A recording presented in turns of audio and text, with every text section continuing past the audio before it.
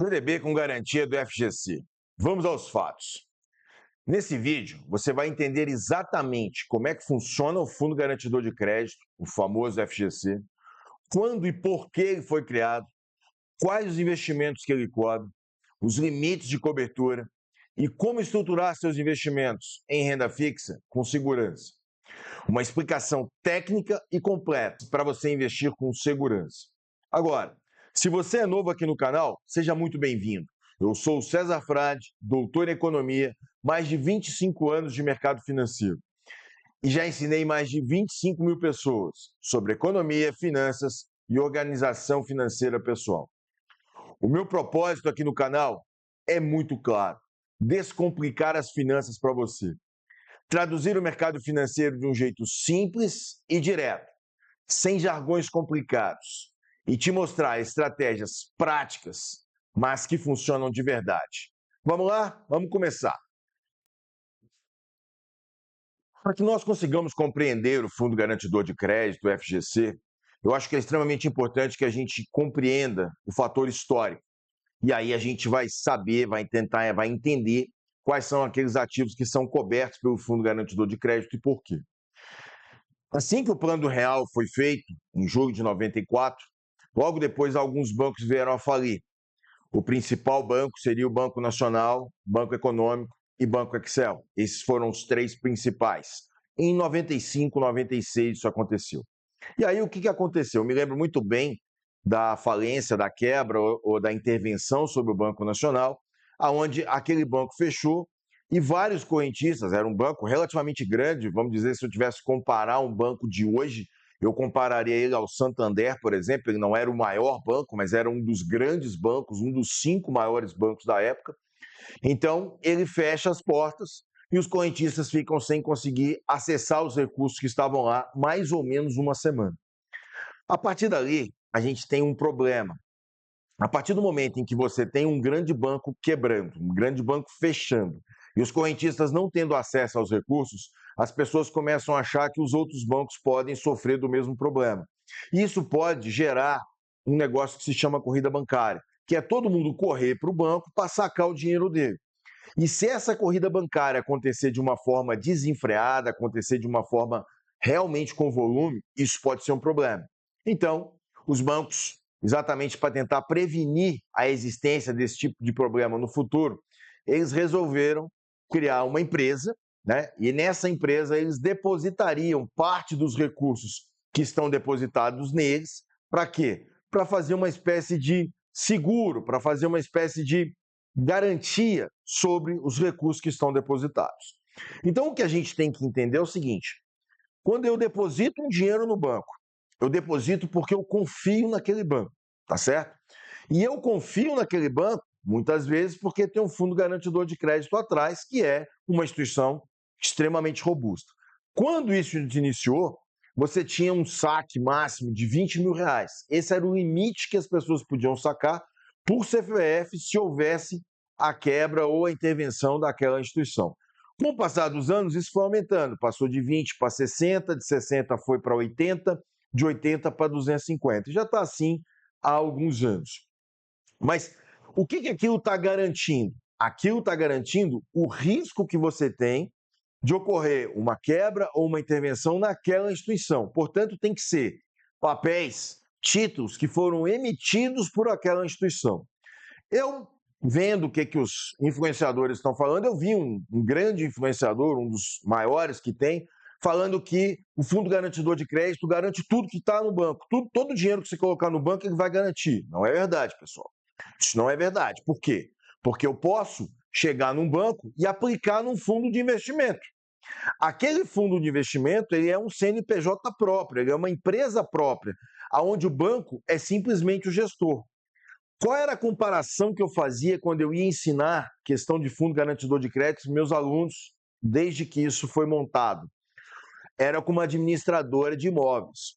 Imagina que eu tenha 3 imóveis, tá certo? E resolvi entregar esses 3 imóveis para uma administradora administrar e arrumar pessoas para alugar esses imóveis. Aqueles imóveis, eles foram alugados. Beleza, perfeito, sem problema. Aí, imagine que a administradora quebrou. Se essa administradora quebrou, os meus imóveis que estão sob a administração dessa administradora de imóveis para alugar para terceiros, eu vou perder os meus imóveis? Claro que não. Eu simplesmente pego esses imóveis, tiro dessa administradora e passo para outra. O que vai para a massa falida daquela administradora, daquele CNPJ, são os bens que aquela administradora tem contra as dívidas que ela tem. É assim que vai funcionar. Nesse caso específico do Fundo Garantidor de Crédito, ele vai garantir o dinheiro depositado aonde o emissor é o banco. Então, se o banco emite alguma coisa, o Fundo Garantidor de Crédito vai garantir. Agora, se existe um outro emissor, se o banco é simplesmente intermediário da operação, o Fundo Garantidor de Crédito não vai garantir absolutamente nada. Então, imagine, eu tenho um investimento, eu comprei uma ação da Vale. A partir do momento em que eu comprei uma ação da Vale, foi criado um CNPJ, como se fosse um condomínio de um prédio, onde eu coloquei o dinheiro naquele CNPJ, aquele CNPJ pegou o meu dinheiro e comprou a ação da Vale. Apesar daquele fundo, das decisões do que compra e do que vende, ser feita por aquele administrador, que é o banco em que eu estou colocando o meu dinheiro, aquele CNPJ, ele tem os recursos, ele é dono da ação da Vale, não é esse banco que é dono da ação da Vale. Portanto, se por acaso essa instituição financeira quebrar, eu simplesmente tiro esse fundo de investimento dessa instituição e entrego para outro administrador que é autorizado pela CVM a administrar um fundo de investimento. É assim que vai funcionar. Imagina um CRI ou uma debênture. Vamos para uma debênture. A Vale emitiu uma debênture. Beleza. Eu, César, fui lá e comprei uma debênture. Essa debênture ela tem que estar custodiada em algum lugar. Alguém tem que me mostrar que eu tenho o saldo dessa debênture, quanto é o saldo. E eu vou olhar onde? Eu vou olhar no meu extrato dessa instituição onde eu fiz a compra de início. É isso que vai acontecer. A instituição quebrou. Tem problema. A B3 está sabendo, a CVM está sabendo, todo mundo está sabendo que aquela debênture da Vale é do César.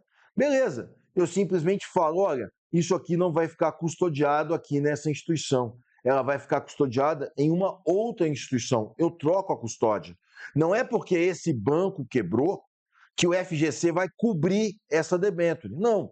Essa debênture é dívida da Vale. Quem tem que pagar a debênture é a Vale. A mesma coisa vale para o CRI, a mesma coisa vale para o CRA. E vejam, CRI é um certificado de recebível imobiliário. CRA é um certificado de recebível agropecuário. Ou seja, o dinheiro do CRA tem que ir para coisas, itens agrícolas, e do CRI tem que ir para itens imobiliários. É diferente de LCI e LCA. LCI e LCA são letras imobiliárias e letras agrícolas. Isso sim, é uma emissão do banco, é uma emissão da instituição financeira. Então, a instituição financeira emite uma LCI, mas ela não emite um CRI, não emite um CRA.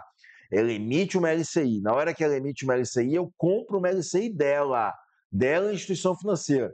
Essa instituição financeira é a devedora. Se essa instituição financeira é a devedora, no caso de quebra dessa instituição financeira que emitiu a LCI ou a LCA, é que o Fundo Garantidor de Crédito vem garantir 250 mil por CPF.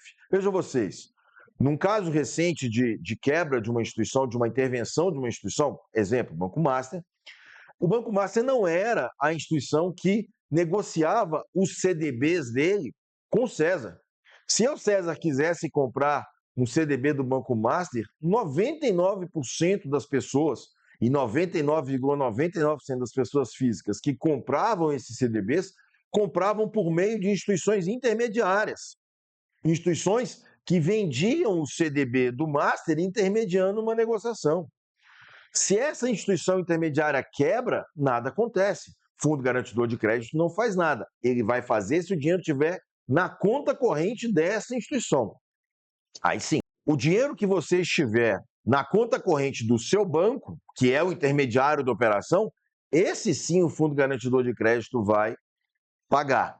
Mas se essa intermediária quebrar e eu não tiver nada na conta corrente dessa intermediária e eu estiver comprando um CDB do outro banco usando essa só como intermediadora, não acontece absolutamente nada.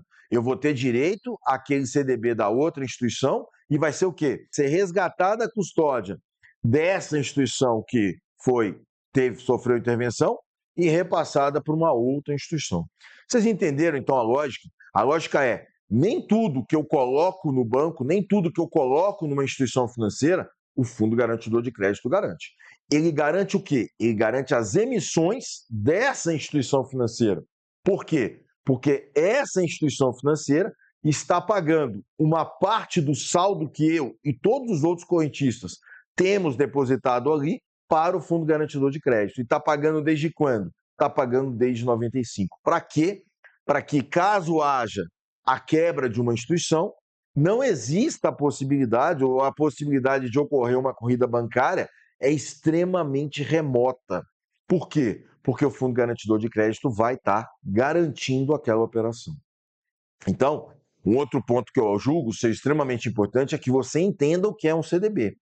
O CDB é um título de emissão de uma instituição financeira em que ela está captando recursos no mercado, como uma Vale capta uma debênture, como eu emito um cheque pré-datado e entrego um cheque pré-datado. Hoje isso praticamente não existe, né? Mas no passado era muito comum. Eu precisava pegar um dinheiro emprestado, eu emitia um cheque pré-datado, entregava para alguém, e esse alguém me pegava esse dinheiro e me emprestava. O CDB é isso. Só que esse cheque pré-datado, ele é de quem? Esse cheque pré-datado, ele é do banco, ele é da instituição. A instituição que está me devendo e eu estou emprestando um dinheiro para ela. Se ela vier a quebrar, isso vai ser pago pelo Fundo Garantidor. Aí você vai me perguntar, sim, César, mas me diz uma coisa, para que a instituição faz esse CDB? Para que ela pega esse dinheiro emprestado? Porque ela vive de pegar dinheiro emprestado de um e emprestar para o outro, ganhando o quê? Ganhando a diferença das taxas, que a gente chama de spread. Então ela vive disso. Então ela vai estar sempre captando recurso de um e emprestando para o outro. Esse é o padrão. E conforme o título que você emite, você tem algumas obrigações. Talvez o CDB seja um dos títulos que ele tem mais liberdade para fazer os empréstimos. Ficou claro isso? Eu acho que isso é extremamente importante, que vocês entendam quais são os títulos que o FGC paga, tá certo? E que vocês entendam que, diferentemente do que foi afirmado por algumas pessoas, o FGC não paga todos os títulos todo o dinheiro que você tem num banco. Ele não paga. Depende de quê? Depende de quem é o emissor. Se o emissor daquele título for o banco, aí sim, no caso de falha desse banco, no caso de intervenção sobre esse banco, aí sim o FGC vai pagar. Outra coisa que eu achei muito estranha, eu estava falando sobre um ETF de renda fixa, e o ETF de renda fixa, o que ele tem? Esse ETF específico que eu estava falando, eram ETFs que pegavam seu dinheiro, o ETF ele é um CNPJ próprio, né? Ele tem vida própria, eu só tenho um cara que é o administrador, custodiante, enfim, eu tenho algumas figuras intermediárias ali, mas o ETF é um CNPJ, aonde eu estou comprando o ativo que está ali dentro, em que esse CNPJ é dono. É como se fosse um fundo, é a mesma coisa de um fundo, que é o fundo você pode pensar como o condomínio do teu prédio, aonde todos os condôminos são donos daquela conta bancária e todos os condôminos estão contribuindo para que aquele CNPJ tenha aqueles ativos. É isso. Essa é a lógica que você tem que pensar. E aí, eu estava falando desse ETF que só compra renda fixa e que você paga uma taxa de juros de 15%, mesmo que você venda com um dia. Aí alguma pessoa me virou para mim e falou assim, César, mas não dá para comprar um ETF desse, porque esse ETF não tem fundo garantidor de crédito. Calma, galera, pelo amor de Deus. É claro que esse ETF não tem um fundo garantidor de crédito, porque esse CNPJ é dono do ativo. Eu não estou pensando em tramóia, em maracutaia, tá? Que é eu botar o dinheiro ali, alguém ir e surrupiar o dinheiro e não comprar o ativo. Eu não estou pensando que poderia ser uma espécie de o síndico tirando o dinheiro do condomínio, levando embora e o condomínio ficar devendo as contas. Seria a mesma lógica, uma mesma analogia, tá ok? Não estou pensando nisso. Eu vou pensar que eu tenho lá várias instituições que vão tomar conta desse tipo de arranjo que está sendo feito para que eu aplique meu dinheiro num título do Tesouro, né? Então, a partir do momento em que eu estou aplicando meu dinheiro no ETF, estou comprando um título do Tesouro Nacional, o Tesouro Nacional ele não é garantido pelo FGC e não faz o menor sentido ele ser garantido pelo FGC. Ele não é instituição financeira, pessoal. E eu te falo uma coisa, Se o Tesouro Nacional vier a não honrar os compromissos, vier a não pagar os compromissos, aí todo fundo de investimento, todas as instituições já estarão quebradas antes. Elas teriam quebrado antes. Então, não faz sentido a gente pensar, eu só aplico aonde tem o fundo garantidor. Não, não faz o menor sentido isso. Inclusive, onde o fundo garantidor garante os 250 mil, não é onde eu tenho o menor risco. Aonde eu tenho o menor risco do país, aplicando em dinheiro aqui internamente, aplicando dinheiro em título do Tesouro. Emprestando dinheiro para quem? Para o governo federal. Esse é o momento em que ocorre o menor risco. É óbvio que na hora que eu empresto meu dinheiro para um Itaú, para um Banco do Brasil, para um Bradesco, eu vou estar correndo um risco maior do que emprestar o dinheiro para o governo federal. Isso é teoricamente aceitável. Mas esse risco de emprestar para um banco grande, ele é tão próximo do risco do Tesouro Nacional que a gente pode pensar em algo muito parecido, muito igual. Claro que na hora que eu empresto meu dinheiro para um banco pequenininho, vamos lá, para um tamborete, a chance desse banco quebrar é muito maior. A chance desse banco sofrer um tipo de intervenção é muito maior. Aí sim, eu tenho que pensar se eu estou contando com o fundo garantidor de crédito ou não, tá certo? Mas na hora que eu empresto para o Tesouro Nacional, não. Na hora que eu empresto para o Tesouro Nacional, eu não vou pensar se eu estou com o fundo garantidor de crédito atrás ou não. Por quê? Porque o Tesouro Nacional ele é muito maior, ele é muito mais importante, ele é muito mais sólido do que o próprio FGC, que também é muito sólido, tá certo? Tá gostando desse vídeo até aqui? Então faz o seguinte, deixa o like, isso ajuda muito o canal a crescer. Aproveita e me segue e ativa o sininho, porque toda semana eu tenho vídeos aqui para tentar descomplicar as finanças e facilitar a tua vida nos investimentos. Você quer uma mentoria individualizada? Clica aqui nesse link que está na descrição. A gente pode trabalhar juntos para fazer o quê? Para aumentar o teu patrimônio e investir melhor e de uma forma mais organizada. Então, galera, o que eu ia falar para vocês era basicamente isso. Prestem atenção nesse tipo de colocação. Eu não vou aplicar os meus recursos só aonde o fundo garantidor de crédito está garantindo. Isso não faz muito sentido. Eu tenho instituições tão robustas ou mais robustas do que o fundo garantidor de crédito. E o Tesouro Nacional é isso. Então, eu queria deixar aqui, resumindo, 3 pontos para vocês. O fundo garantidor, 4 pontos. O fundo garantidor de crédito ele foi criado lá atrás, em 95, exatamente porque houve uma quebra de um banco, e o banco maior era o Banco Nacional, e aquilo gerou um temor de corrida bancária. Isso poderia ser um grande problema. E aí os bancos começaram o quê? Os bancos começaram a olhar os saldos que eles tinham de títulos emitidos e começaram a contribuir. O Fundo Garantidor de Crédito foi aplicando esse recurso ao longo dos anos. Claro, nós tivemos várias quebras intermediárias, quebras pequenas, nunca tivemos uma quebra tão grande. Tivemos quebras pequenas e ele foi saldando essas dívidas. E aí você foi aumentando o valor por CPF, de 20 passou para 60, depois 80 e por último 250 mil. Para quê? Para honrar essas aplicações, tá ok? Então esse é o primeiro ponto. Segundo ponto, quais são os títulos que são garantidos pelo Fundo Garantidor de Crédito? São aqueles títulos de emissão das instituições financeiras que pagam, que contribuem mensalmente, tá? Um terceiro ponto, diferentemente do que alguns influenciadores falaram, nem tudo que está depositado na instituição, nem tudo que você deposita numa instituição financeira é garantido pelo fundo garantidor.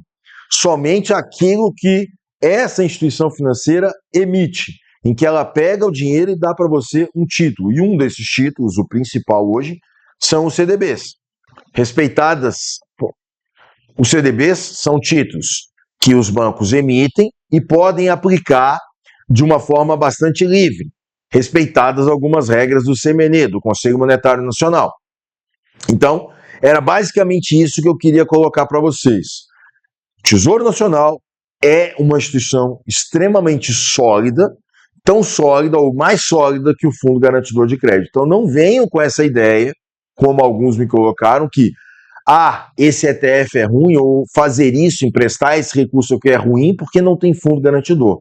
Meu amigo, você está emprestando esse recurso para o governo federal, que é a instituição, o ente, que tem o menor risco possível no Brasil. Portanto, é pouco arriscado, ou é o que a gente chama de risco zero, você emprestar o dinheiro para o governo federal. Ficou claro, galera? Maravilha. Um abraço para vocês e até o nosso próximo vídeo. Tchau, tchau.